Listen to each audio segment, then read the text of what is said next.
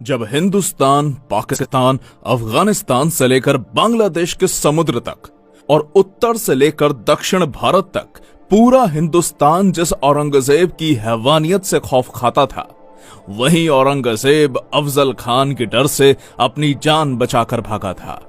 और उसी अफजल खान को छत्रपति शिवाजी महाराज ने 2 मिनट में ठोका था। अफजल खान को मारने के बाद पूरे हिंदुस्तान में कोई मुस्लिम बादशाह नहीं बचा था जो छत्रपति शिवाजी महाराज के साम्राज्य को रोक सकता था। सैकड़ों सालों से चल रही मुगलों की गुलामी को चीरते हुए इस हिंदुस्तान की धरती पर छत्रपति शिवाजी महाराज ने हिंदुओं का एक अलग साम्राज्य खड़ा कर दिया।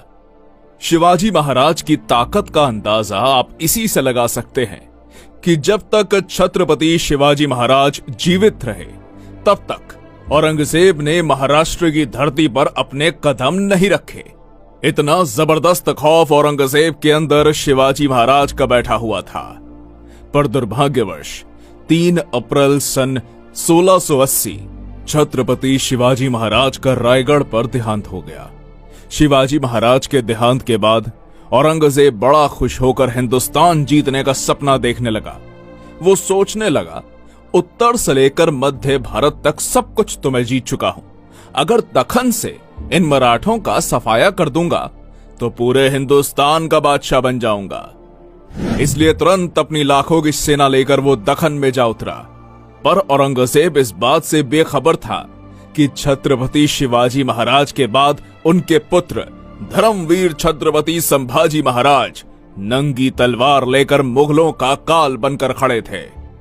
जैसे ही मुगलों के कदम महाराष्ट्र की धरती पर पड़े, मराठों ने मुगलों के मस्तक उतारने शुरू कर दिए। जिसके बाद गोवा में पुर्तगीज, मैसूर में चिकादेवराय, कोंकण में सिंधी, बन्हाणपुर, नासिक, औरंगाबाद में मुगल, एक साथ 12 सल्तनतों को संभाजी महाराज ने मौत के घाट उतारा। संभाजी महाराज के इन भयानक हमलों से औरंगजेब बौखला उठा। कहीं ये मराठे हर हर महादेव की ललकारे देकर दिल्ली पर ना टूट पड़े, ये सोचकर उसका दखन में सांस लेना तक मुश्किल हो गया। औरंगजेब छत्रपति संभाजी महाराज से इतना ज्यादा डर चुका था कि वो एक भी युद्ध में उनके सामने नहीं आया। पर अपने ही लोगों की गद्दारी के कारण छत्रपति संभाजी महाराज जैसे महान पराक्रमी योद्धा को मुगलों के हाथों कैद होना पड़ा। और 11 मार्च सन 1689 को औरंगजेब ने बड़ी दर्दनाक यातनाएं देकर छत्रपति संभाजी महाराज की हत्या कर दी। संभाजी महाराज के देहांत के बाद औरंगजेब को लगा, अब मराठा साम्राज्य पूरी तरह से खत्म। अब जल्द ही दखन को जीतकर दिल्ली वापस चला जाऊंगा। तो दूसरी तरफ छत्रपति संभाजी महाराज की मृत्यु से हर मराठा के अंदर हिंदवी स्वराज की आग लग चुकी थी। जल्द ही इस आग से मराठे औरंगजेब की महाराष्ट्र में कब्र खोदने वाले थे। और अगस्त सन 1689 को अपने राजा की मौत का बदला लेने के लिए सह्याद्री के वीर मराठों ने औरंगजेब को महाराष्ट्र के तुलापुर नाम की जगह पर घेर लिया। और हर हर महादेव की गूंज के साथ संताजी घोर पड़े और गिने चुने चंद मराठा सैनिकों ने औरंगजेब की लाखों की सेना पर चढ़ाई कर दी। वीर मराठा योद्धा संताजी घोर पड़े ने अपनी खूनी तलवार से मुगल सैनिकों के मुंड काट दिया। मुगल छावनी में घुसकर मराठों ने ऐसा मौत का तांडव मचाया कि हजारों मुगल सैनिकों को काटकर मौत के घाट उतार दिया। मराठों के हाथों हो रही मुगलों की ऐसी भयानक मौत देखकर औरंगजेब का दिमाग ही रास्ते से फिर गया और जान बचाने के लिए वो कायर औरंगजेब उसी क्षण युद्ध छोड़कर भाग गया। औरंगजेब का नसीब अच्छा था कि वो भागने में सफल रहा, नहीं तो मराठे उसे वहीं काटकर जिंदा जमीन में दफना देते। इस युद्ध में भले ही औरंगजेब की जान बच गई, पर पूरे हिंदुस्तान में उसकी इज्जत लुट गई। मराठे यही नहीं रुके, उन्होंने मुगल छावनी के ऊपर के 2 सोने के कलश काटकर पूरी मुगल छावनी को तबाह कर दिया। जिस औरंगजेब की क्रूरता और कट्टरता के कारण पूरे हिंदुस्तान के राजे महाराजे थर थर कांपने लगते थे, उसी औरंगजेब को मराठों की खौफनाक सेना ने दौड़ा दौड़ा के मारा। तुलापुर में हुई शर्मनाक हार से औरंगजेब पूरी तरह टूट चुका था। इसलिए मराठों से बदला लेने के लिए उसने दक्षिण भारत के सबसे ताकतवर सरदार कासिम खान को आदेश जारी किया। अब कासिम खान ने संताजी घोरपड़े को पकड़ने के लिए कर्नाटक के तलाकू गांव में एक मजबूत घेरा बनाकर मराठों का रास्ता रोक लिया। पर मराठे भी कहां रुकने वाले थे। मराठों ने कासिम खान के इस घेरे को तोड़कर और मुगलों की छाती को चीरकर कर्नाटक के तलाकू गांव में जबरदस्त मारकाट मचा दी। मराठों के अग्नि बाण मुगलों की छाती को चीरते हुए आर पार निकल रहे थे। मुगलों की मौत का यह खूनी मंजर देखकर कासिम खान की धड़कनें तेज हो गई और मराठों के डर से मुगल सेना को लेकर वो दोड्डेरी के किले में जाकर छुप गया। मराठों के पराक्रमी योद्धाओं ने दोड्डेरी के किले को चारों तरफ से घेर लिया। अब मराठा सरसेनापति संताजी घोरपड़े ने अपनी चाल चली और किले के दरवाजे को बाहर से बंद करके हजारों मुगल सैनिकों को कैद करके मार डाला। जो भी मुगल सिपाही किले से बाहर आने की कोशिश करते, मराठे बंदूक की गोलियां चलाकर उन्हें मार डालते।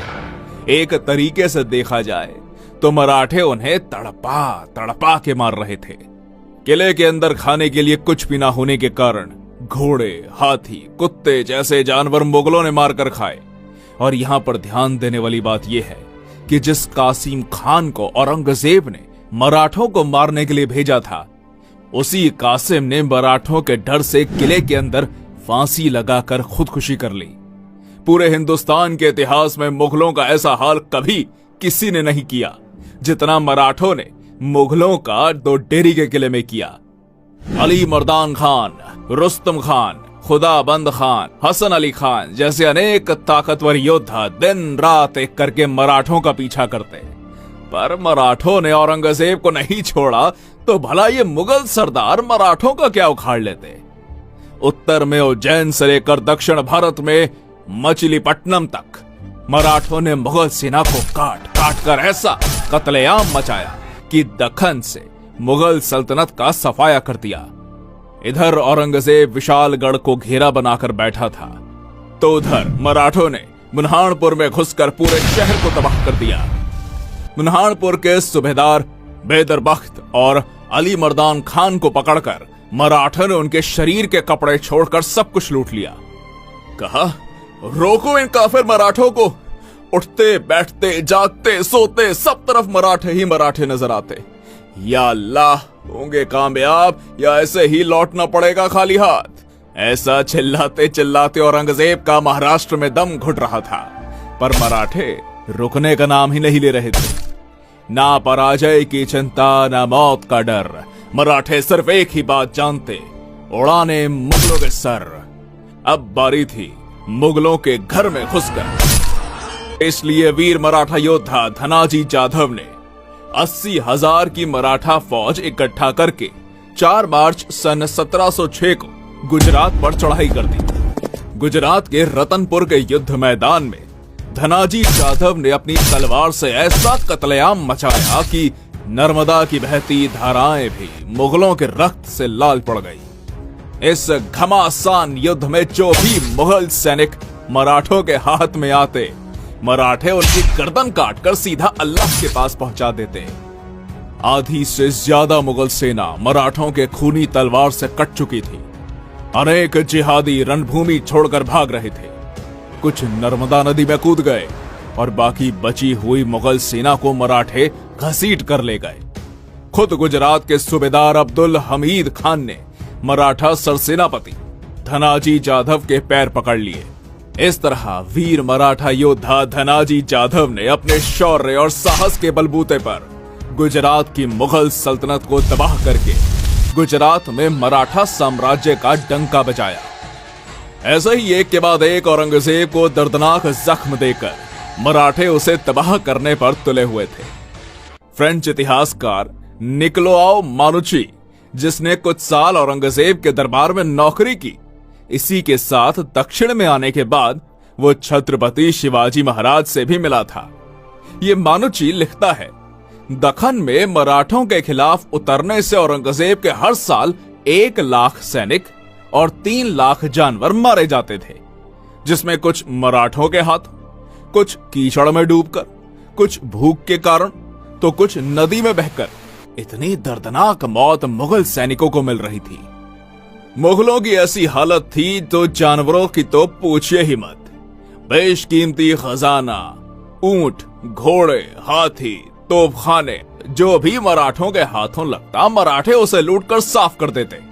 मराठों के हाथों कुछ न लगे, इसलिए मुगल इसमें से बहुत सी चीजों को जला डालते थे। मराठों के लगातार हमलों से औरंगजेब इतना कंगाल हो चुका था कि कई महीनों से मुगल सैनिकों का पगार नहीं हो रहा था।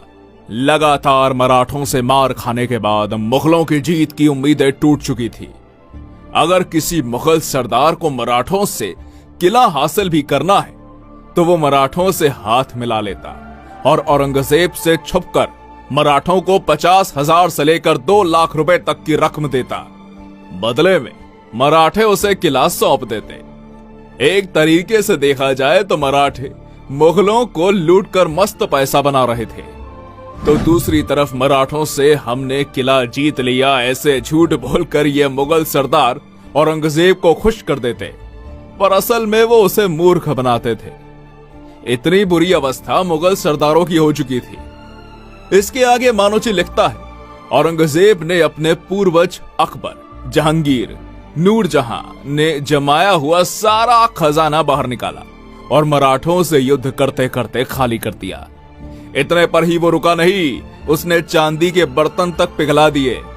इतिहासकारों के अनुसार मराठों से लड़ते लड़ते औरंगजेब ने 40 करोड़ रुपए बर्बाद कर दिए। विशालगढ़ के युद्ध अभियान के दौरान 1.5 साल से मुगल सैनिक बिना तनख्वाह के काम कर रहे थे।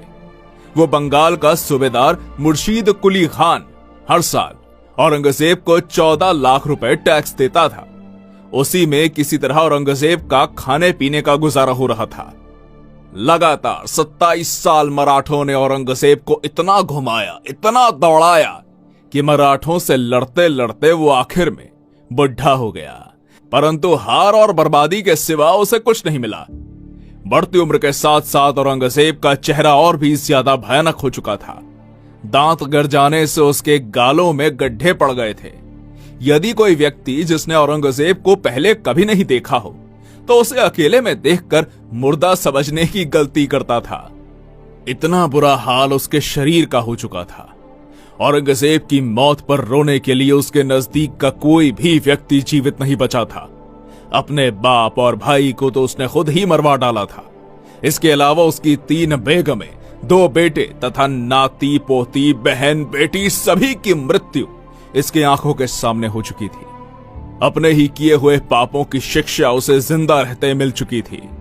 अब औरंगजेब की मृत्यु का समय निकट आ चुका था, इसलिए मरने से पहले वो एक बार दिल्ली जाना चाहता था। पर जैसे ही मराठों को पता चला कि औरंगजेब बीमार है और दिल्ली जाना चाहता है, तो मराठों ने तुरंत अहमदनगर को चारों ओर से घेरकर मुगल प्रदेशों में लूटपाट मचा दी। इसी बीच औरंगजेब भयानक दर्द और पीड़ा से गुजर रहा था, पर मराठों के कारण उसे इलाज मिलना भी संभव ना हो पाया और 3 मार्च सन 1707 को महाराष्ट्र के अहमदनगर में वो नीच औरंगजेब तड़प तड़प के मर गया और हिंदुस्तान का बादशाह बनने का उसका सपना उसी की कब्र के साथ दफन हो गया। पढ़ लेना कभी औरंगजेब का मृत्यु पत्र, सिर्फ एक ही हिंदू राजा का नाम आएगा, छत्रपति शिवाजी महाराज का मराठा साम्राज्य। दोस्तों, इस वीडियो का टारगेट है 2000 लाइक। उम्मीद है आप जरूर पूरा करेंगे।